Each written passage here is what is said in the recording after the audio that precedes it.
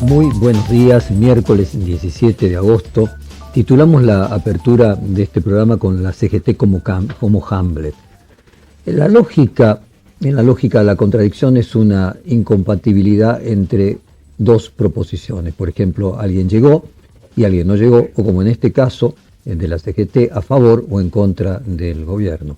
Hay un principio que se llama principio de no contradicción, a veces también se lo denomina principio de contradicción o ley de contradicción, por la cual una proposición y su negación no pueden ser ambas verdaderas al mismo tiempo. No se puede estar a favor, por ejemplo en este caso, o en contra del gobierno. En realidad es una duda ontológica entre ser y no ser. Esto es lo que nos remite al Hamlet de Shakespeare, ser o no ser.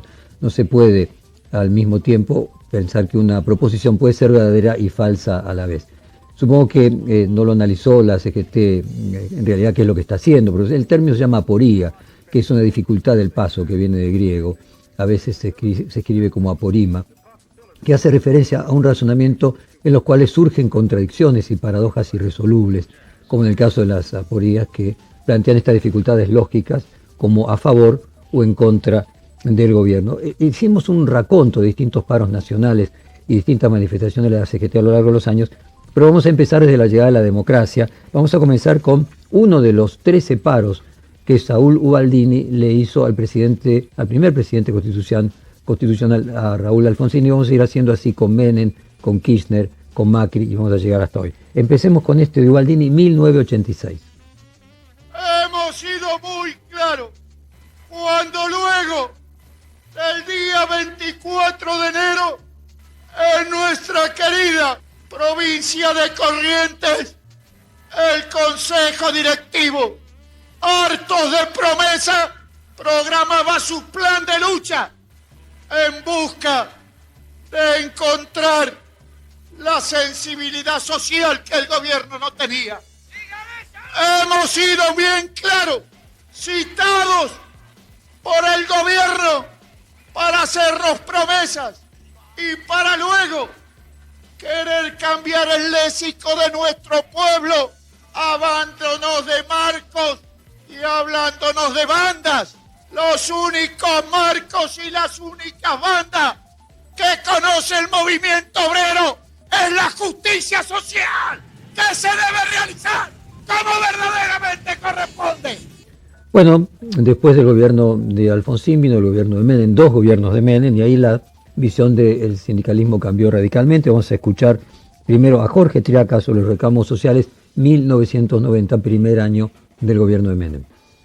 Nosotros creemos de que tanto los sectores docentes y principalmente los estatales tienen que comprender la magnitud de la crisis en que estamos inmersos. Es decir, yo no discuto los reclamos salariales que puedan plantearse, porque eso es una norma que las organizaciones sindicales tienen que observar permanentemente. Lo que me parece altamente censurable y condenatorio, que escudándose en una organización sindical se apunte hacia un aspecto político, como es el sistema comúnmente denominado de privatizaciones, desde la perspectiva o desde la lucha del campo social.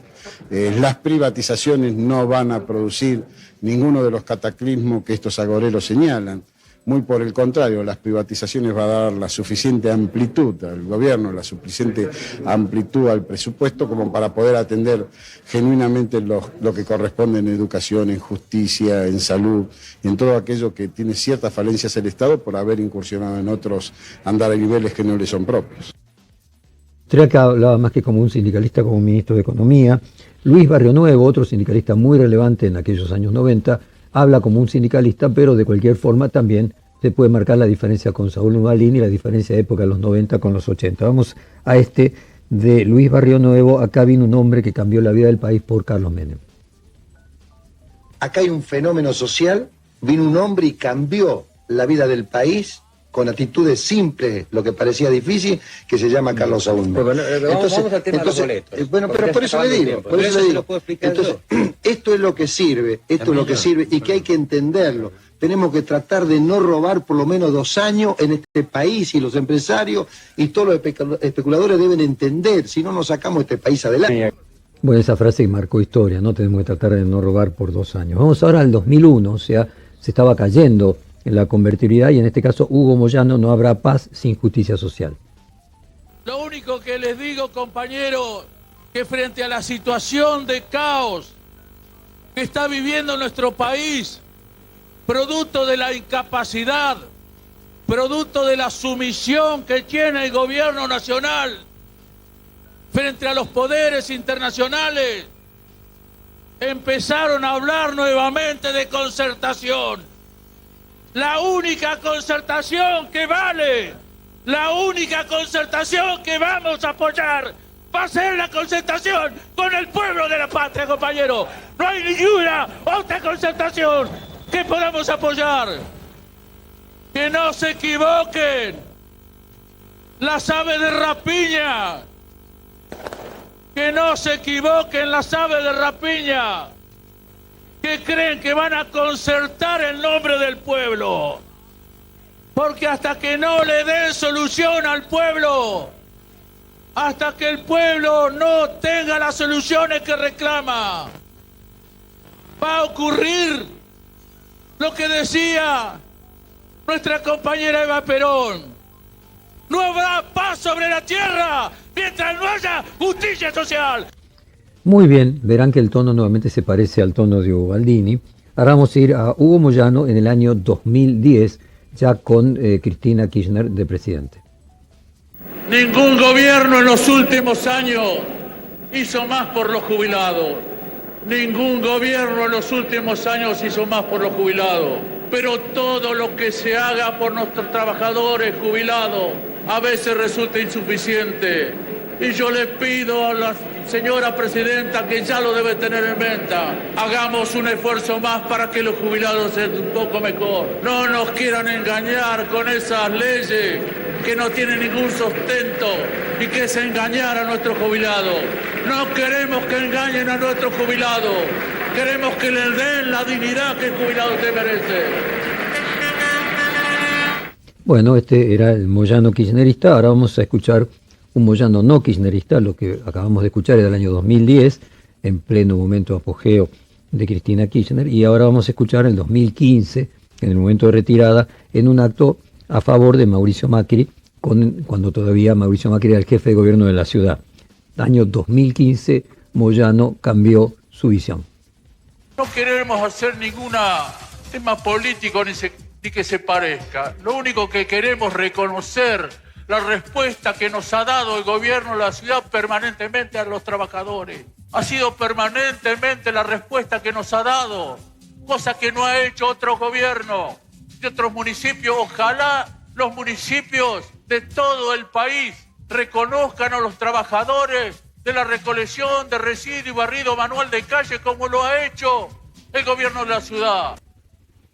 Bueno, y ahora vamos a uno actual de Daer, y ahí, a ver, escuchemos qué nos dice Daer hoy en el contexto actual. Estamos en un momento crítico, un momento que no es casual, un momento que viene como consecuencia del endeudamiento del gobierno anterior, tanto con bonistas privados como con el fondo, y la realidad es la que tenemos hoy. Tenemos un proceso inflacionario muy grande, tenemos debilidad en el tema reservas, y en ese escenario tenemos dos caminos. Un camino es el que te marcan los sectores de concentración económica y financiera, y muchos de los que especulan en términos de sus ganancias y su rentabilidad a partir de las exportaciones, que tienen que ver con los que pretenden una salida devaluatoria, de shock devaluatorio, suba de tarifas, etcétera, etcétera. Eso lo único que genera es un empobrecimiento colectivo, ¿no? Con la consecuencia segura de pasar otro pedazo más de la población a la pobreza estructural, que después no termina de salir nunca. Bueno, el pobre Héctor Daer se enreda allí, y es el mismo enredo y principio de contradicción que hablábamos al comienzo respecto de estar a favor, en contra. Entonces la CGT finalmente marchará a favor del gobierno contra los especuladores y los creadores de precios, si bien desde muchos de los que van a marchar en realidad lo toman como en contra del gobierno. O sea, una CGT que como en Dinamarca tiene una contradicción ontológica entre ser o no ser oficialista. Para poner un poquito de humor, vamos a cerrar esta apertura con un clásico de No vamos a trabajar, de Rodolfo Zapata. No vamos a trabajar, no